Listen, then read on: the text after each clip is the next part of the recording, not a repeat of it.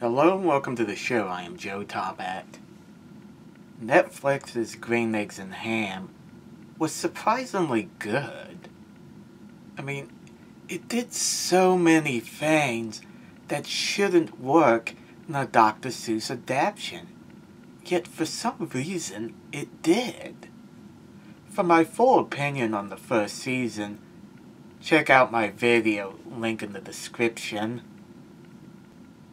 So needless to say, I was really looking forward to the second season. Yet at the same time, I was worried that it wouldn't live up to my expectations. That it would be okay or downright terrible.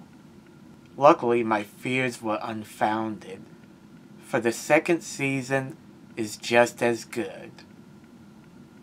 This new season continues the story from the first, yet it's still pretty different. The first season was like a buddy movie, and the episode titles were taken from the book, like Car and Rain. The second season, however, is like a spy movie, and the episode titles are like parodies of spy movie titles. They even changed the theme song to sound like something out of a James Bond movie. The plot is loosely based on one of Dr. Seuss's most controversial books, the Brother Battle book. With that out of the way, let's get to the plot. The season starts off where Sam wants to go to East Flurbia to find his mom. At first, Guy doesn't want to join in. You see, he and Michelle have recently gotten married, and he has opened a new invention store, meaning he has some responsibilities. Unfortunately, Guy's inventions all explode on the very day the shop was to open. Michelle decides to stay behind to take care of the mess, and encourages Guy to join Sam. E.B. is even allowed to join them. Gotta love the character development. Michelle would have never allowed that in the first season. Sam, Guy, and E.B. do succeed in finding Sam's mom. Her name is Pam I Am, and she's a spy. Did anyone else follow the oblivious world of Dr. Seuss when her name was revealed to be Pam I Am? Please tell me I'm not the only one. Anyway, Sam is so happy to finally find his mom after all these years. It was pretty sweet to see him ask Pam a billion questions and try to act more like her. He even asked her to make him some green eggs and ham. Pam, on the other hand, doesn't seem to want anything to do with her son. She is completely focused on her mission, getting the Moolakamoo for the nation of Ukiah. The Moolakamoo is basically the Bitsy Big Boy Boomeroo from the Brother Battle book. Try saying that 3 times fast. It kind of hurt to see Pam behave so coldly towards her son. I get that she's on an important mission, but Sam spent years trying to find her. Guy notices Pam's cold attitude and warns Sam against trying to get close to her.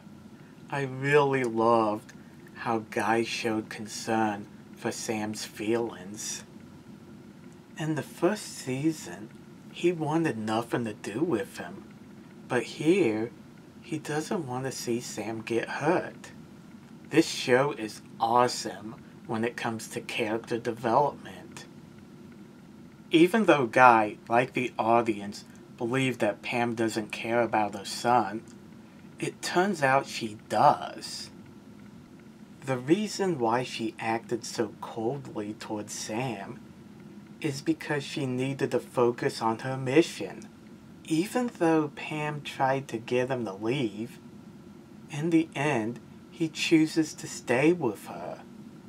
Much like the first season, Sam at first gets in the way of the mission. Over time, he proves to be a valuable ally to Pam. Most of the emotional moments from this season are between Sam and his mom. My favorite moment between them was when they found themselves on an island that the further you go into the island, the younger you get. This allows Pam to experience Sam's entire childhood that she missed out on the first time. You see, the reason why Pam gave up her son all those years ago is because her life as a spy can be dangerous. It's a decision she lived to regret because she missed out on so much of Sam's life. Sam understands why she did what she did and forgives her. Even though I never believed that Sam would hold a grudge against his mom, since he's not that kind of person, it was still heartwarming to hear he forgives her. But what about Guy and EB? After Sam left them, they were captured and interrogated by agents of Zukia. Once they realized that Guy and EB aren't spies for Yukia, the agents give them a tour of their country and explain how evil Yukia is. At first, Guy just wants to go home. When the Zooks learn that he's an inventor, they take him to meet the Duchess of Zukia. The Duchess then hires him to design an anti-weapon for them. The Zooks don't even care that all of his inventions explode. Keep that in mind. It's important. Guy had spent a lifetime trying to become an inventor, only to be met with failure. Even his new shop proved to be a disaster on opening day. So when the Zooks asked him if he wants to be their inventor, he agrees. Guy is overjoyed that things are starting to go his way. Now that he has a family to take care of, this opportunity is more important than ever. Sadly, this opportunity also brings out the worst in Guy, for he adopts the Zooks' prejudice against the Yuks. Beforehand, he didn't care about their bug of war. Now that he's working for the Zooks, Guy now hates the Yuks, a group of people he never met. Thankfully, the show never turns him into a full-on jerk because of this newfound prejudice. Sure, it's wrong, but how many of us can honestly say that we wouldn't behave the same way if we were in Guy's shoes? The season places a lot of emphasis on Guy's relationship with EB. What I love is how even though Guy is still protective of his new stepdaughter, he's willing to give her some freedom to explore Zukia, something that never would have happened in the first season. He even gives her a Fumpus, which points to fun locations that she could visit. The only place she isn't allowed to visit was the wall between Yukia and Zukia. So naturally, EB disobeys that rule. She goes on top of the wall where she meets Luca. It's love at first sight. Only problem is, Luca is not only from Yukia, he is the son of the Duca. Don't worry, he doesn't hate Zooks. Upon exploring Yukia, EB finds that it's the same as Zukia. Her and Luca even learn that Yukia and Zukia were once one country called Ukia. It became divided because of an argument between the Duca and Duchess over how to butter bread. But what about Miss Shelley? I'm glad you asked. Even though she doesn't play a big role this season, she is still important. You see, she is now pregnant. Upon getting her message, Guy asks the Duchess if he can have a full-time position as inventor. She gives it to him. He even secures an artist job for his wife. I really love how Guy is thinking about his family. Then the guards discover E.B.'s Fumpus at the wall. Guy is understandably furious with E.B. and forbids her from seeing Luca again. It also puts Guy in a bad spot. He has just secured high-paying jobs with the Zook government for himself and his wife. This could ruin that for him. With a baby on the way, Guy can't afford to lose this job, especially since it's his dream job. Also, E.B. could land herself in jail for this, so Guy tells the Zooks where Luca was to meet E.B. and they arrest him. This leads to a big fight between E.B. and Guy. E.B. feels betrayed by her stepfather, not to mention that Luca most likely thinks she betrayed him. Guy tries to defend his actions and reveals that she's going to be a big sister.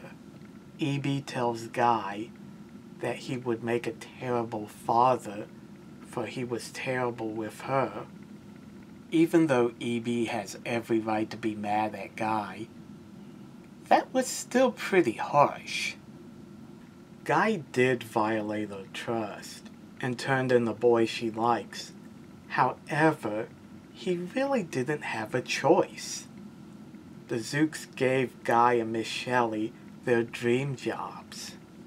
Not only that, they're paying them very well. With all the bills he has back home and a growing family, Guy can't afford to lose this opportunity. Having his stepdaughter associate with a Uke could cause him and his wife to lose their jobs. Also, if he didn't turn Luca in, E.B. could face jail time. In other words, Guy did all this for E.B. and his family. That's something a good father would do.